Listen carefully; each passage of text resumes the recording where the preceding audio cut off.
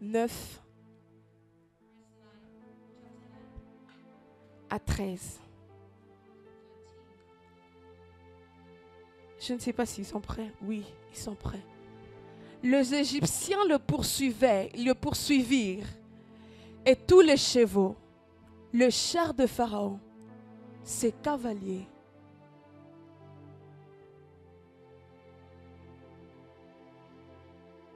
C'est 9.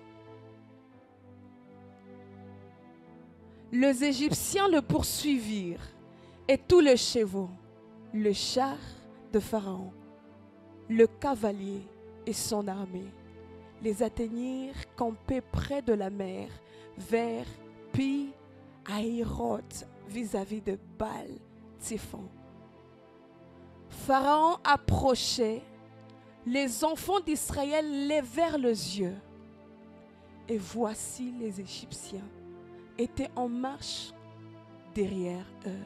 Je désire que nous puissions retenir les enfants d'Israël levèrent les yeux, et voici les Égyptiens en marche derrière eux. Et les enfants d'Israël eurent une grande frayeur et crièrent à l'Éternel.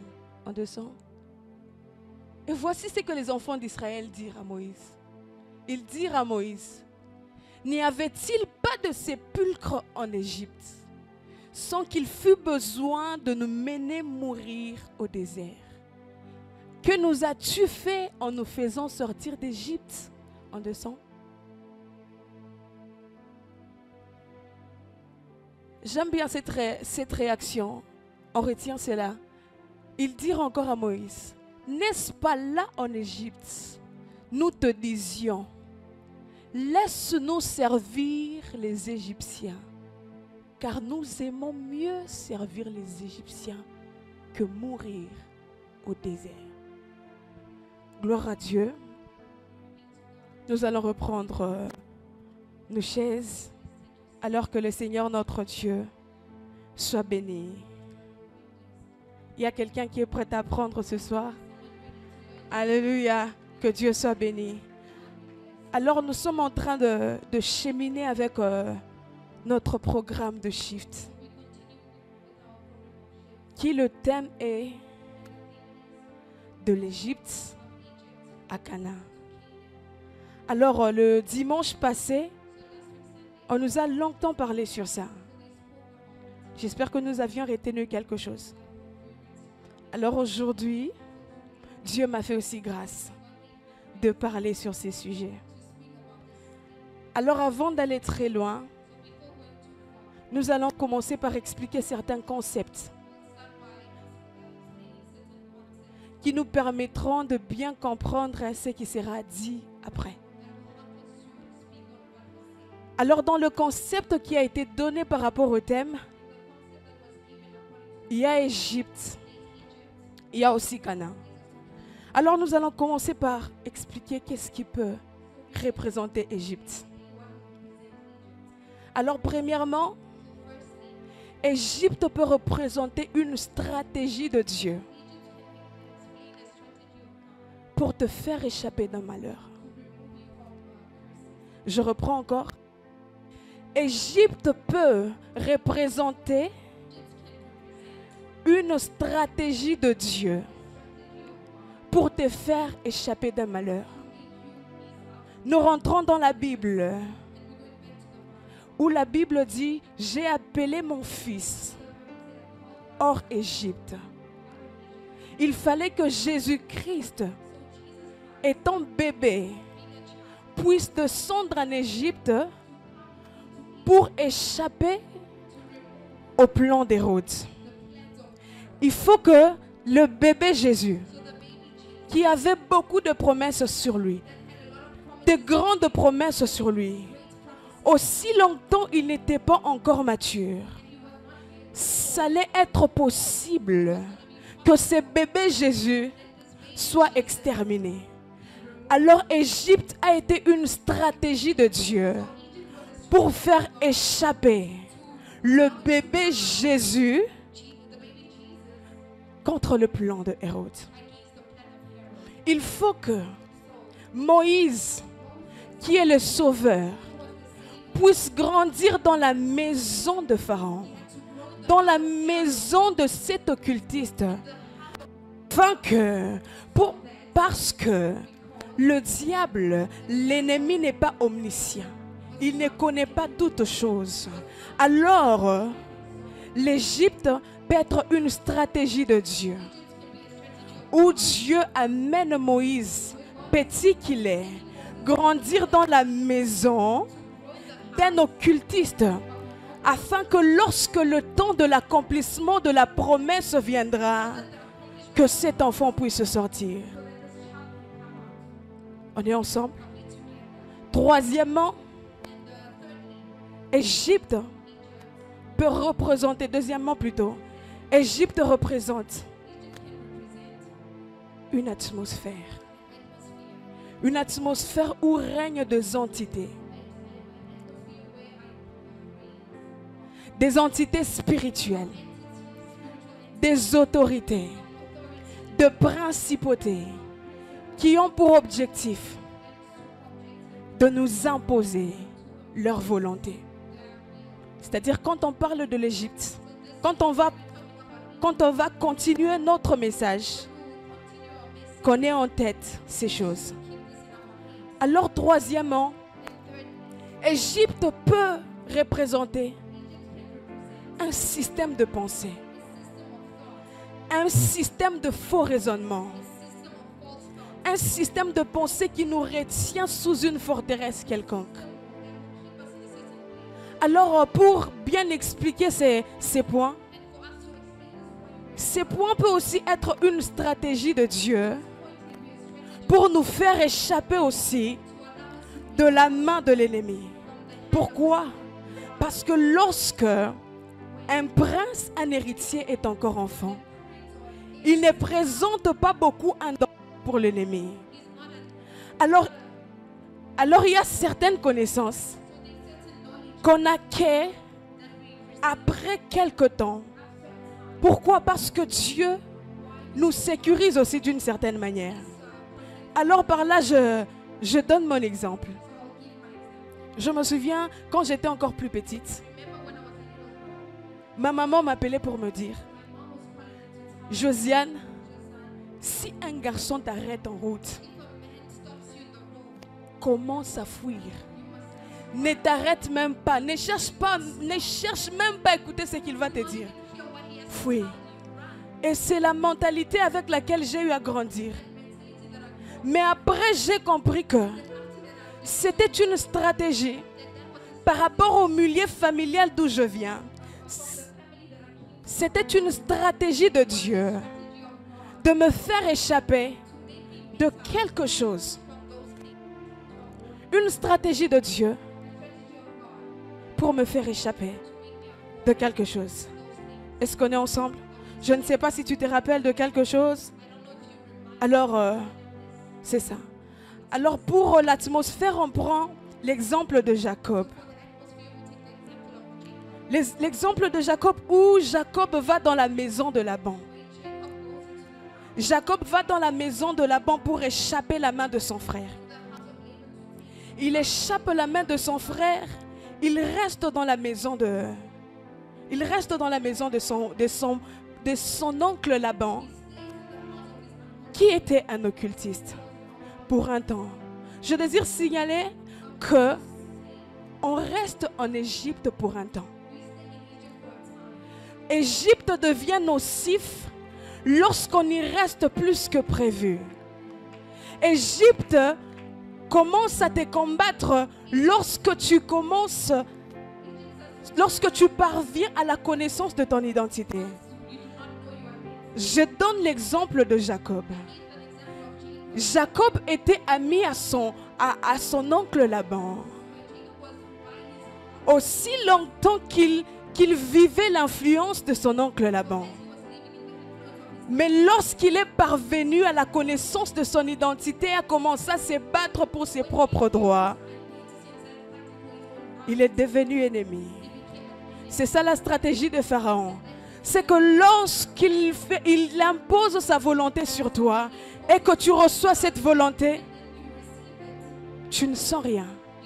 Mais lorsque tu parviens à la connaissance de ton identité, à la connaissance de qui tu es, il te combat. Alors, parlons de l'Égypte à Canaan. Pour finir, Canaan représente l'ensemble de promesses de Dieu. L'ensemble de ce que Dieu nous a promis. Canaan représente aussi la stature parfaite à laquelle Dieu désire que nous puissions atteindre. Alléluia, on est ensemble. Canaan représente la statue parfaite que Dieu aimerait qu'on puisse atteindre. Alors parlons de l'Égypte à Canaan. Ça peut sembler être une histoire qui se retrouve dans la Bible, que certaines personnes ont vécu. Mais cette histoire, le parcours, enseigne beaucoup de réalités que plusieurs personnes, même en ces jours, continuent à vivre. Les erreurs que l'humanité a eu à faire autrefois continuent à être faites maintenant. Alors quand on parle de Canaan, on parle d'Égypte à Canaan, on ne parle pas d'un saut vers quelque part. On parle d'une marche. Une marche où il y a un parcours. Un parcours où il y a beaucoup de choses qui s'y passent. Beaucoup de choses qui entrent, beaucoup de facteurs qui entrent en jeu pour qu'on puisse parler des Canaan. Alors, aujourd'hui nous allons parler de bataille. Voici notre sous-thème, les batailles à vaincre pour conquérir Canaan. Les batailles à vaincre pour conquérir Canaan. Pourquoi les batailles à vaincre pour conquérir Canaan? Parce que nous devons avoir dans la conscience qu'au-delà de promesses que Dieu a eu à faire, il y a de batailles à remporter. Le domaine dans lequel Dieu nous a fait la promesse, il y a de batailles que nous devons remporter parce qu'il y a des entités et des géants qui y règnent.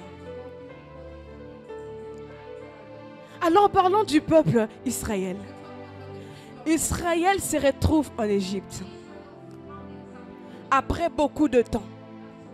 Parce que l'Égypte était une stratégie de Dieu pour faire échapper une race.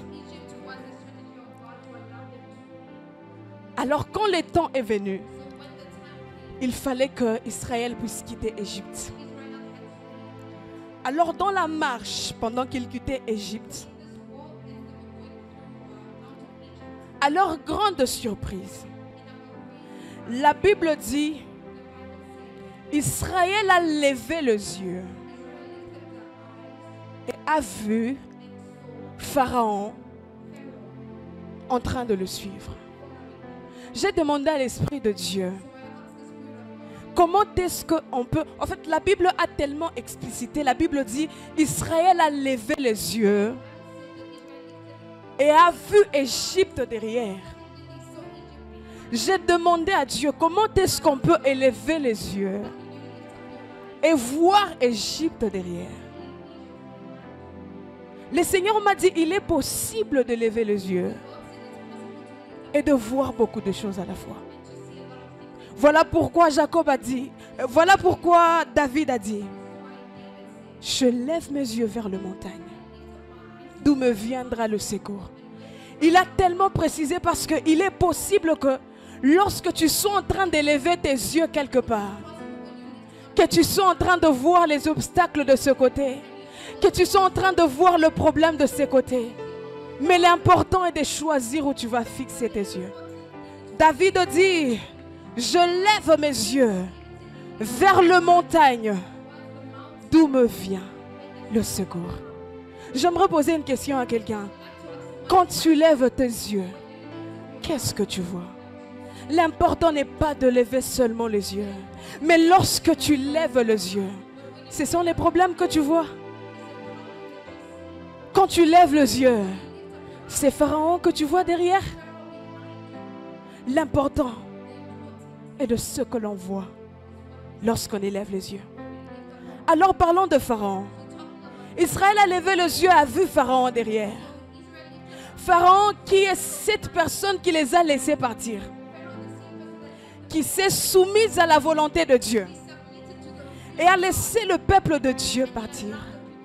Mais à leur grande surprise, ils ont vu Pharaon derrière.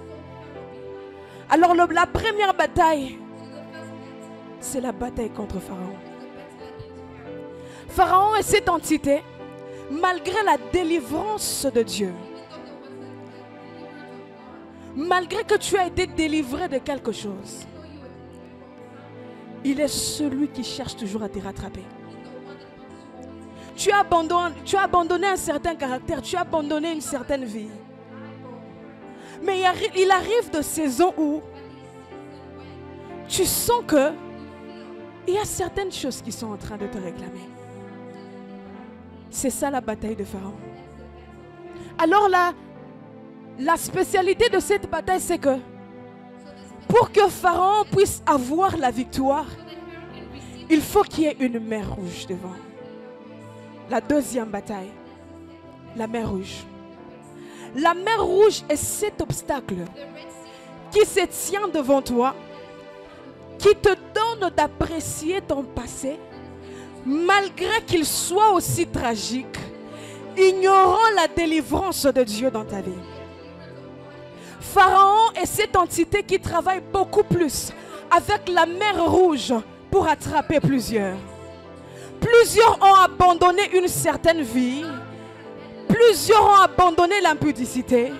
Mais en avançant sur leur chemin, ils ont eu à faire face à la mer rouge qui est l'obstacle où ils se sont retrouvés où tout était bloqué. Et ils commencent à désirer leur vie passée. Ou vous entendez quelqu'un qui dit, malgré que je faisais la prostitution, moi je payais mes études. Malgré que j'étais escroc, mais je ne manquais jamais. Pourquoi? Parce que Pharaon travaille beaucoup avec la stratégie de la mer rouge pour te ramener dans l'esclavage, pour te ramener à la captivité. J'aimerais dire à quelqu'un, peu importe les difficultés, il y a un Dieu dans le ciel.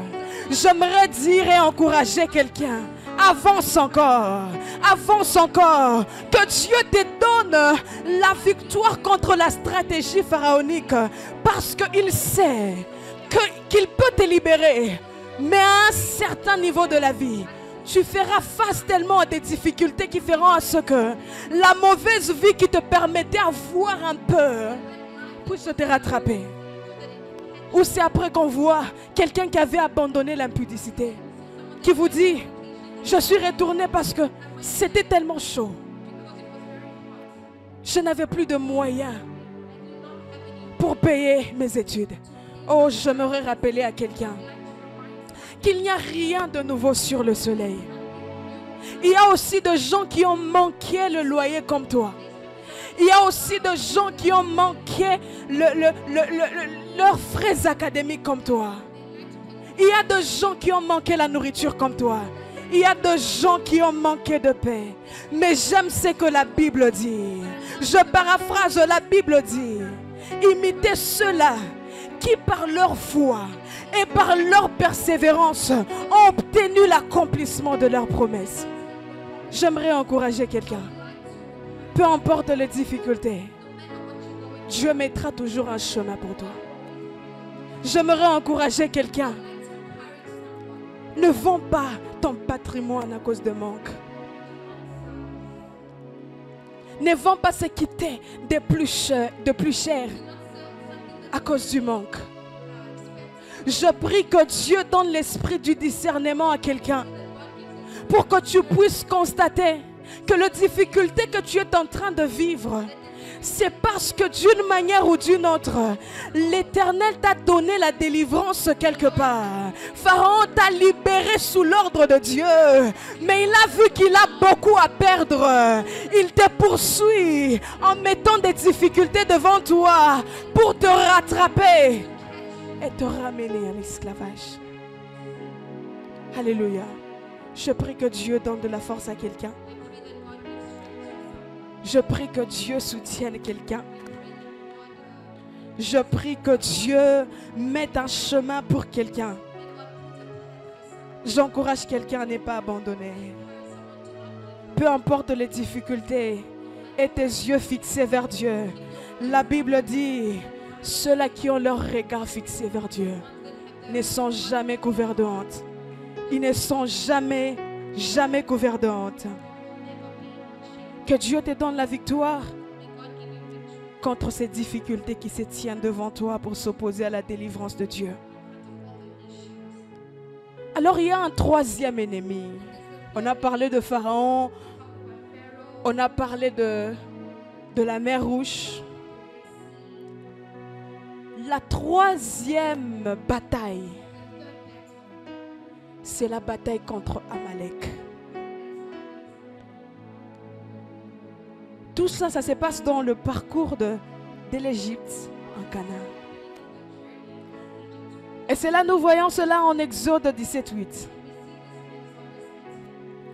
Qui est Amalek?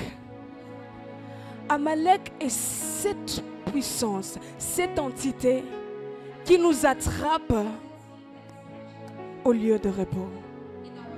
La Bible parle d'Israël lorsque Israël s'est retrouvé à Rephidim. Rephidim qui signifie le lieu de repos. Les lieux où on baisse les armes. Les lieux où on baisse la garde. Le lieu où tu te dis, j'ai tellement longtemps prié. Ces derniers temps, je vais maintenant un peu chiller. Tu dis, ces derniers temps, j'ai beaucoup cherché Dieu. Mais maintenant, je vais un peu stopper. Il y a cette bataille d'Amalek qui s'élève. Pourquoi on parle de ces batailles? Parce que ces batailles ont causé la chute de beaucoup. La chute de beaucoup. J'aimerais encourager quelqu'un. La Bible dit prier sans cesse. Je te prie d'être éveillé à chaque instant. Parce que l'ennemi est tellement malin. Quand tu prends un peu de temps, quand tu prends un peu le repos, quand tu croises un peu les bras, tu seras surpris de voir une autre sémence que celle que tu as plantée dans le jardin de ta vie. Un peu de repos, un peu de distraction, on est attrapé. Alors la quatrième bataille, c'est Balaam et Balak. Balaam et Balak et l'influence de Moab. Parlons de l'histoire de Balaam et Balak. On retrouve ça dans Nombre 22:1. La Bible dit Israël, sur son parcours, il est arrivé dans la ville de Moab. Et là, il y a un général qu'on appelle Balak. Balak est cette personne qui cherche les informations sur Israël. La Bible dit, Balak dit, nous avons entendu ce que Dieu a fait avec ses peuples. Et Balak fut terrifié par la présence d'Israël. Balak est cette entité qui, la Bible dit, après avoir reçu les informations sur Israël,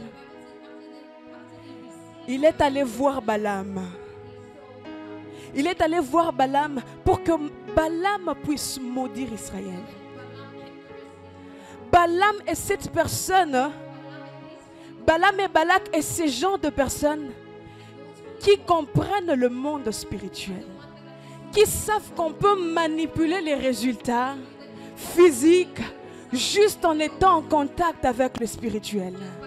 Balaam est celui qui sait que pour rendre ta marche dure, il suffit de monter à la montagne, de parler, d'aller consulter ceux-là qui ont l'autorité spirituelle pour te rendre la vie difficile.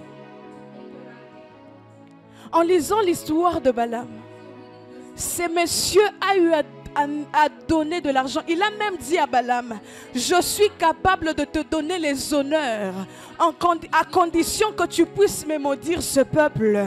Parce qu'il a compris qu'il y a certaines batailles qu'il se gagne dans le spirituel. Il y a certaines batailles qu'on gagne lorsqu'on entre en contact avec le spirituel. J'aimerais demander à quelqu'un qui est menacé de ton existence. Je me demande, pendant qu'Israël était dans sa tente, en train de se reposer, il y avait quelqu'un quelque part qui se sentait en danger à cause de son existence. J'aimerais dire à quelqu'un, tu as tellement de la valeur plus que les difficultés que tu vois autour de toi. Il y a des gens qui se sentent menacés. Il y a des gens qui se sentent menacés par ton existence. Il se dit, l'enfant de tel, là où il est parti, ils ne savent même pas que tu es en train de faire les tchabous. Tu es en train de te battre pour ta propre vie. Mais eux seulement, ils ont seulement entendu que tel, l'enfant de tel est allé en Chypre. Ils sont montés sur le lieu élevé. Ils donnent des sacrifices pour te voir échouer. J'aimerais dire à quelqu'un, prends conscience de ta vie. Pendant que toi, tu es en train de dormir, il y a des gens qui ne dorment pas. La Bible dit, lorsque Balak est allé voir Balaam, Balaam lui dit, rejoins-moi la nuit. Et là, l'Éternel viendra me parler. Je saurai quoi faire. Pendant qu'Israël était en train de dormir la nuit, un devin était en train de voir comment rendre la marche d'Israël difficile. Je me redire à quelqu'un, pendant que toi tu es en train de te battre pour ta vie, pendant que toi tu es en train de te battre pour t'en sortir, il y a quelqu'un qui est terrifié par ton existence, il y a quelqu'un qui est terrifié par ton étoile et qui est en train de faire des stratégies pour te faire disparaître. C'est pourquoi quand il faut prier, prie pour ta propre vie. Ne vois pas les difficultés. Des fois, toi tu vois les difficultés, mais ceux-là qui sont avertis spirituellement, ils voient un héros, une héroïne, quelqu'un qui sera plus meilleur, qui enlèvera sa famille dans la disette. Alors je désire que tu prennes conscience de ta propre vie. Alors au-delà de ça, il y a l'influence de Moab. Lorsque Balak était en train de faire son plan, Israël qui dans la distraction se retrouve sur une terre étrangère, comme toi et moi, mais se retrouve en train d'être influencé par Moab. La Bible dit, Israël a péché contre Dieu. Israël s'est donné à l'immoralité. L'immoralité sexuelle. Israël s'est donné à des plaisirs sensuels et oubliant son Dieu. Je me redire à quelqu'un. Il y a de lois et le principe établi par Dieu qui gouverne le monde, qui même le diable ne peut rien contre. Ou ces lois-là font à ce que la sexualité faite dans le mariage, plutôt, la sexualité est permise seulement dans le domaine du mariage. Pourquoi? Parce que c'est là qu'on a la couverture de Dieu. Il y a des lois que même le diable ne peut rien, parce que ce sont les lois qui ont été établies par Dieu. Où la sexualité est bénéfique, rien que dans le domaine du mariage. Israël se retrouvait dans l'immoralité, péché contre leur Dieu. Je me redire à quelqu'un, des fois ce n'est pas ton ennemi qui est plus fort, c'est la loi de Dieu qui est forte. J'aimerais dire, des fois tu te vois en train d'être résisté. Tu te dis c'est ton ennemi et tout et tout. Non, c'est la loi de Dieu que tu as enfreint qui est forte. Parce que l'ennemi sait que la seule sentence impossible à enlever sur la vie de l'humain est celle qui vient de la loi de Dieu. Et la seule chose que l'ennemi a à faire, c'est juste de t'amener à pécher contre ton Dieu. Et le reste sera automatique. Parce qu'il y a de lois, il y a de principes que le Créateur, aussi fort qu'il est, il a placé que même le diable fléchit. Il sait que lui n'a rien qu'à t'amener à pécher contre ton Dieu. Et le reste viendra de soi. J'aimerais dire à quelqu'un, au-delà d'être un plaisir, il y a beaucoup de choses qui se passent. Au-delà d'être un plaisir, il y a beaucoup de choses qui se passent. La Bible parle dans Proverbe 5, 9. La Bible parle de Salomon qui était en train de donner des conseils. Où il parle de la femme impudique. Est-ce qu'on peut projeter ces... Oui. De peur que tu ne livres ta vigueur à d'autres et tes années à un homme cruel. La Bible parle de la vigueur. La vigueur est une force accordée à tout humain. Cette force te permet d'avancer et d'aller loin. On parle de l'Égypte à Canaan. Cette vigueur te permet d'atteindre Canaan. Cette vigueur est une énergie que le Seigneur a accordée à tout humain pour lui permettre d'accomplir sa destinée. Cette vigueur, elle est la raison pour laquelle plusieurs ont vécu longtemps. Alors, est-ce qu'on peut descendre? De peur que des étrangers ne se rassasient de ton bien et du produit de ton travail. La Bible parle de cette étrangère. La Bible dit, de peur que tu ne donnes tes années à des étrangers. J'ai posé la question à Dieu. Comment est-ce que on a eu un acte avec quelqu'un? Pourquoi pas lui donner mes années? Mais c'est quelqu'un d'autre qui sont en train de bénéficier. Comment est-ce que on est à deux, mais ça soit quelqu'un d'autre qui soit en train de bénéficier? Le Seigneur m'a fait comprendre que le monde est un marché. Pendant que toi tu te plais à te mettre dans l'immoralité sexuelle, pensant que c'est une histoire à deux, mais il y a des hommes spirituels, il y a des entités spirituelles chargées à prendre cette énergie. Il y a plus loin en Apocalypse, la Bible est en train de parler de Babylone. La Bible est en train de parler du marché de Babylone, où il y a des choses qui se vendent. La Bible mentionne, est-ce qu'on peut nous mettre ça? La Bible mentionne sur ces marchés qu'on y vend on vend des âmes. On vend des hommes. On vend beaucoup. Est-ce que vous pouvez descendre? On descend? Oui.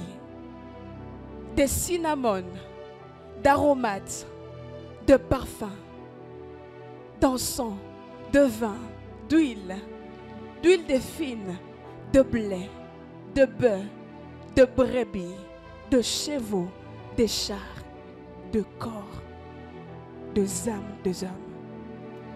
Pendant que toi tu penses que c'est un acte qui est fait à deux, mais il y a de marchands spirituels, des hommes avertis, de principautés régnant dans des territoires qui sont assignés à prendre cette énergie qui te permet d'aller loin.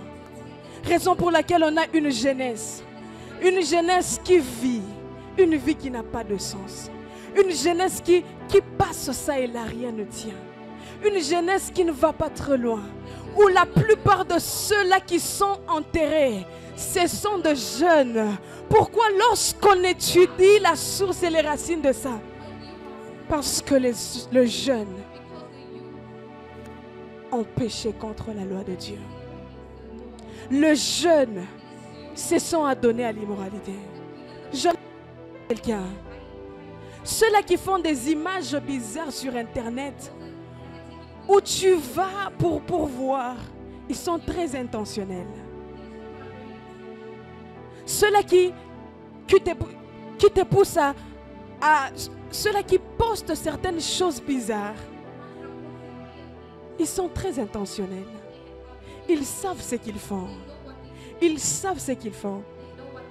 Quand on parle de la vigueur, cette vigueur, au-delà de l'immoralité sexuelle, elle est cédée par la pornographie et la masturbation. J'aimerais dire à quelqu'un, ce n'est pas seulement un simple plaisir. À cause de ça, tu peux avoir beaucoup de promesses. On peut prophétiser sur toi, ça et là. Mais cette vigueur qui te permet d'aller en Cana, de vivre les promesses de Dieu, tu la cèdes en regardant ces choses. J'aimerais dire à quelqu'un, si tu peux tout oublier, rappelle-toi que le Seigneur dans sa souveraineté ne t'a pas envoyé vide.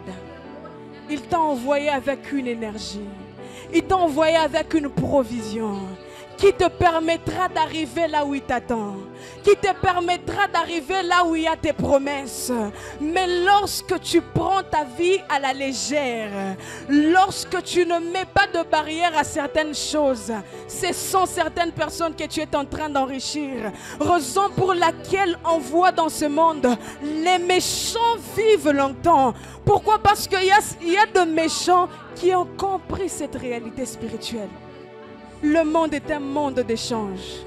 Quand tu baisses le bras, quand tu te dis, je suis libre de tout, tu vas sur Internet, tu vois quelqu'un qui a mis des histoires bizarres et toi tu penses que c'est par hasard.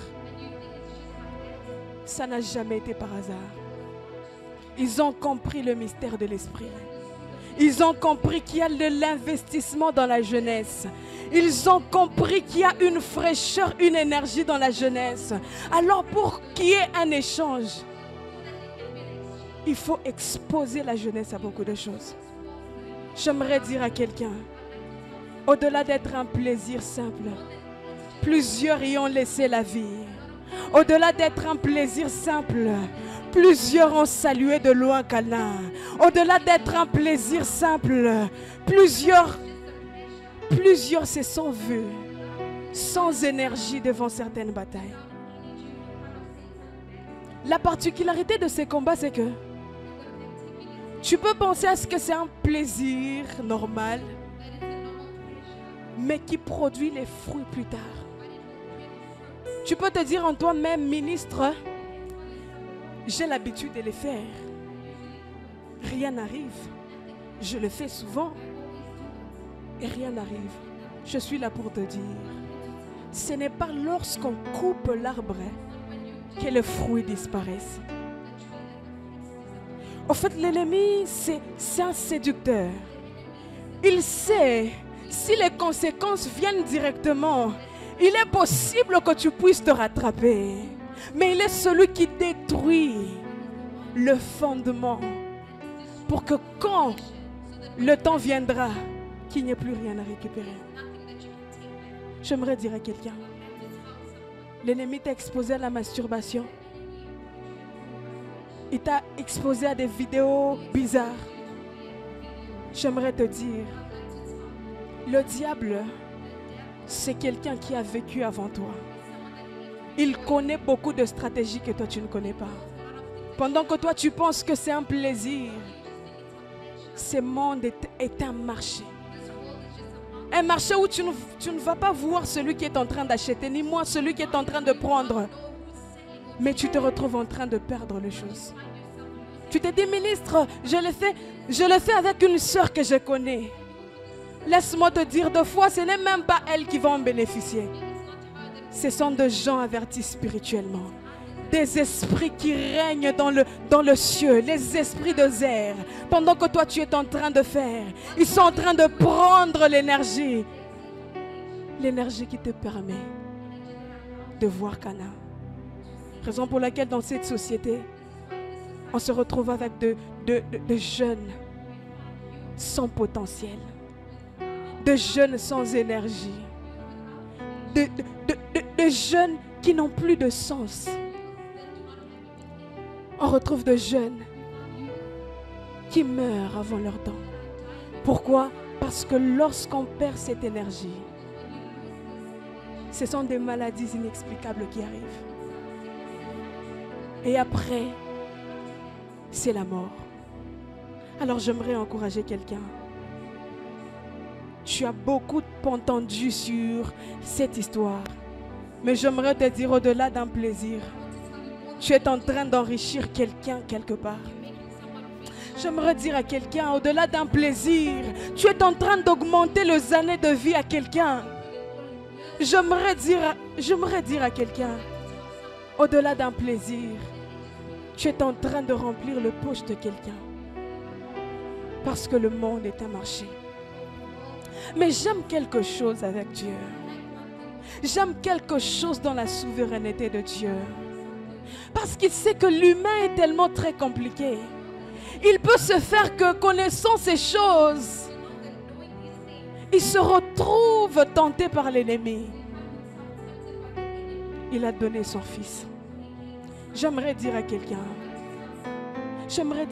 peu importe les choses que tu as perdues, on l'appelle le réparateur de brèches. J'aimerais dire à quelqu'un, je ne sais pas dans quoi tu t'es retrouvé, mais il m'a envoyé avec une bonne nouvelle. Tu peux être renouvelé. J'aimerais dire à quelqu'un, je ne sais pas ce que tu as perdu. Je ne sais pas où tu l'as perdu. Je ne sais pas qui a la possession de ton potentiel. Mais il y a un Dieu qui est capable de te renouveler. Il y a un Dieu qui est capable de te renouveler. Que le Seigneur notre Dieu soit béni. Est-ce qu'il y a quelqu'un qui est béni? Alléluia. Une autre bataille, c'est la bataille de Jéricho. Israël se retrouve devant Jéricho. Nous parlons de ces batailles, pourquoi? Parce que ces batailles te permettent de faire un pas vers l'avant. J'ai demandé à Dieu, Seigneur, il n'y avait pas seulement moyen qu'on passe seulement à côté de Jéricho, on passe à côté de Moab, sans entrer dans Moab. Mais l'Éternel m'a dit, il y a des batailles qui sont obligatoires. Quand tu as la victoire sur ces batailles, c'est un pas vers l'avant. C'est un pas vers la promesse de Dieu.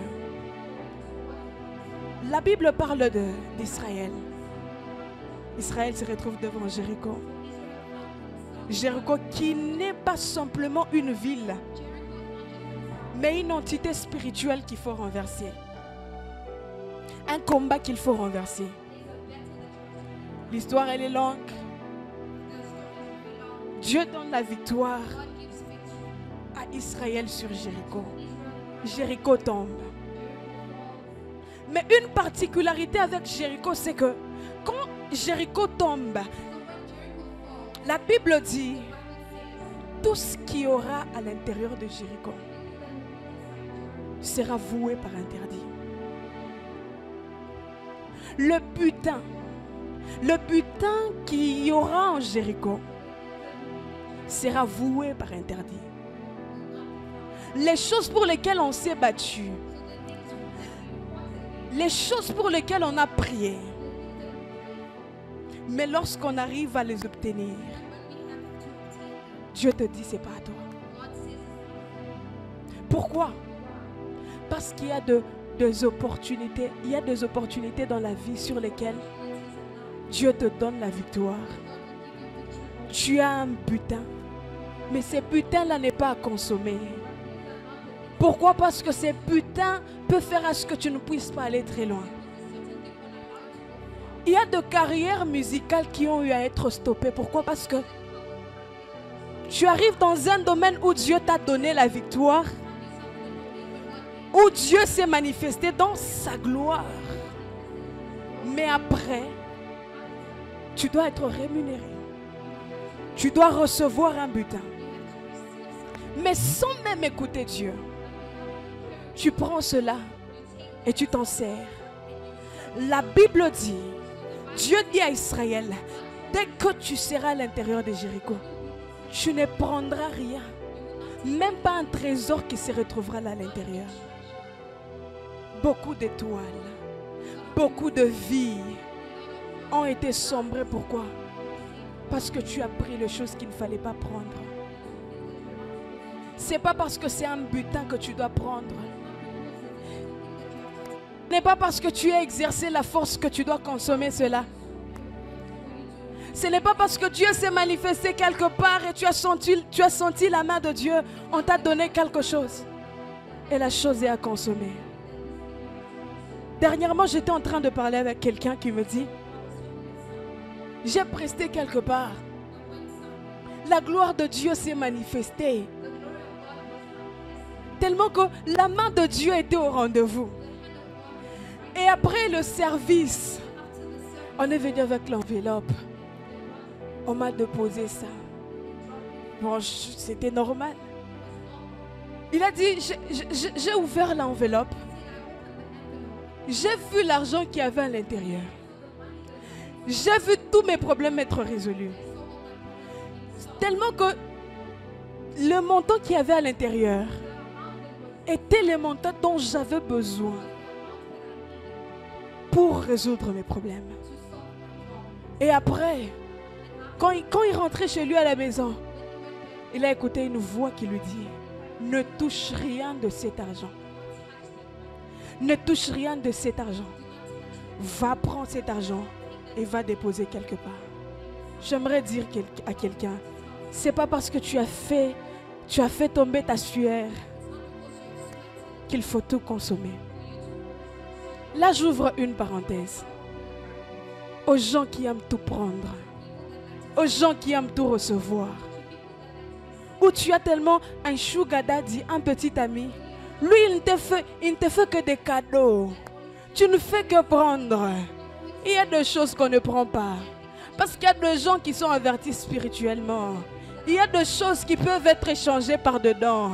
La Bible parle de Simon le magicien qui est allé voir l'apôtre pour lui dire, je te donne de l'argent et tu me donnes ton onction. Il y a des onctions qui ont tellement été embrouillées. Il y a des onctions qui ont été perdues. Pourquoi? Parce qu'on a reçu quelque chose. On a utilisé une chose sans demander la volonté de Dieu. J'aimerais dire à quelqu'un qui connaît où il va, tu dois être intentionnel dans tes actions.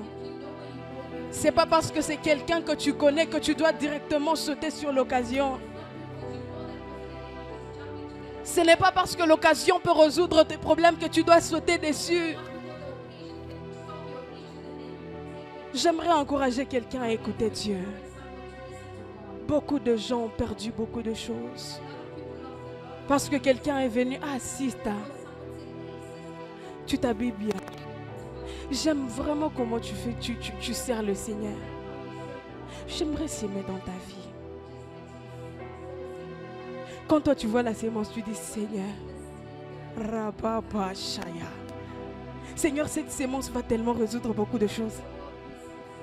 J'avais pas le pantalon, mais cette sémence va me payer un pantalon. Mais après, le truc c'est que ceux-là qui posent l'action sont tellement intentionnels, mais ceux-là qui reçoivent de foi sont aveugles. Alors j'aimerais encourager quelqu'un. Tu as un petit ami, lui ne te fait que des cadeaux. Fais très attention. Dieu t'a dit beaucoup de choses sur ta vie. Tu as beaucoup de promesses. Sois intentionnel. N'accepte pas tout. Souviens-toi toujours des interdits. Qu'est-ce que Dieu a interdit dans ta vie? Qu'est-ce que Dieu t'a interdit de faire? ça te permettra d'aller plus loin. Ça te permettra d'aller plus loin. Parce qu'il est possible qu'on soit achevé. Il est possible qu'on soit achevé. Pas par le combat de la maison d'où tu viens, mais les combats qu'on rencontre sur le chemin. Pourquoi? Parce qu'il y a beaucoup de choses qui se passent sur le chemin. J'aimerais encourager quelqu'un. Nous sommes dans un monde qui est tellement spirituel. Oui, tu as de dons, tu as de grâce, tu fais bien les choses. Dieu peut te bénir au travers de gens. Mais une chose que le Seigneur me demande de te dire, ô enfant de Dieu, souviens-toi de demander à Dieu, Seigneur, est-ce que je peux consommer? Je peux consommer ou pas? Alors pour finir, nous avons le combat de Canaan. Le combat du lieu de promesse. Dieu nous a promis des choses. Mais quand on va à Canaan, Canaan a déjà ses autorités, ses principautés qui règnent. Où vous voyez une histoire où quelqu'un s'est battu pour avoir un travail, mais il se retrouve au milieu du travail. On l'empoisonne et il meurt. Quelqu'un qui prie pour le mariage, Dieu fait grâce. Une année de mariage, la personne meurt. Pourquoi?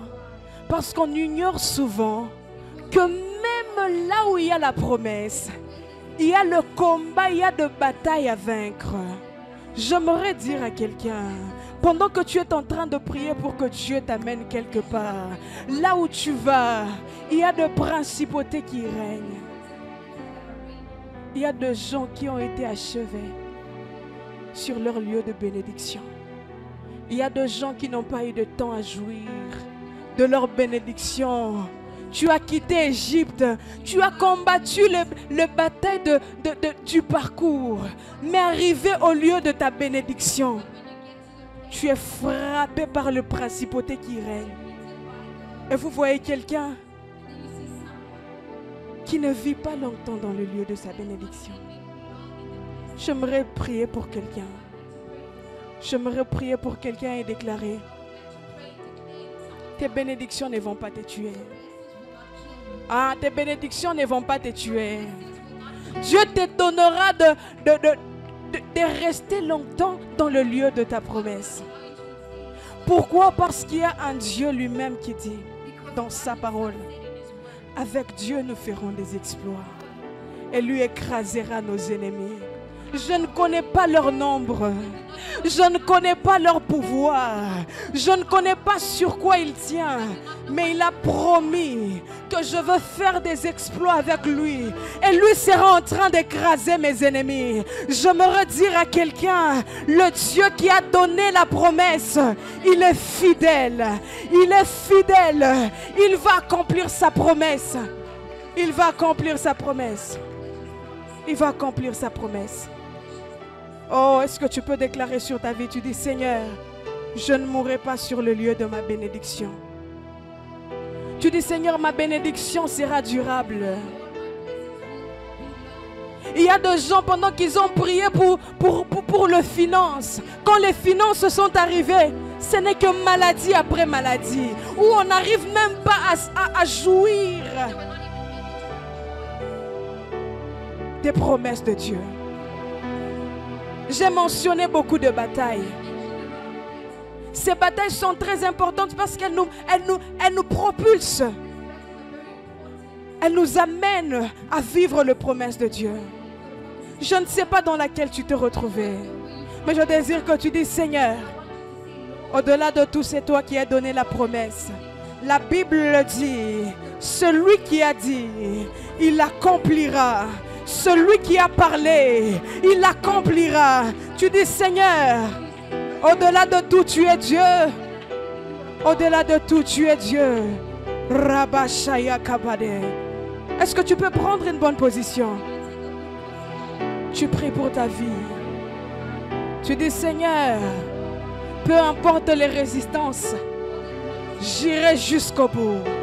Tu dis, Seigneur, peu importe le menace de l'ennemi, une chose que tu dois savoir, on l'appelle le tentateur. Quelqu'un qui est en train de tenter, c'est-à-dire il n'est pas sûr que son projet va s'accomplir. Mais tu dis, Seigneur, j'irai jusqu'au bout. Tu dis, Seigneur, mes problèmes ne vont pas m'enterrer. Tu dis, Seigneur, je mets ma ceinture. Je prends ma foi avec moi.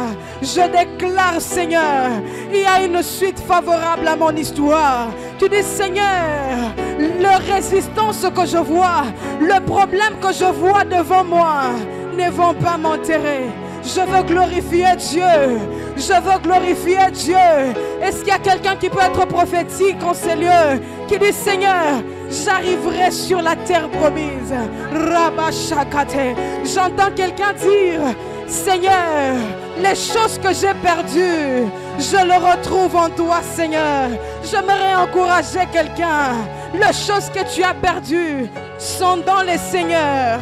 Sont dans le Seigneur. Rabashaya karabasete. Shabaya rebashata. Est-ce que tu peux prier? Est-ce que tu peux prier? Radiva supreyado shayaba.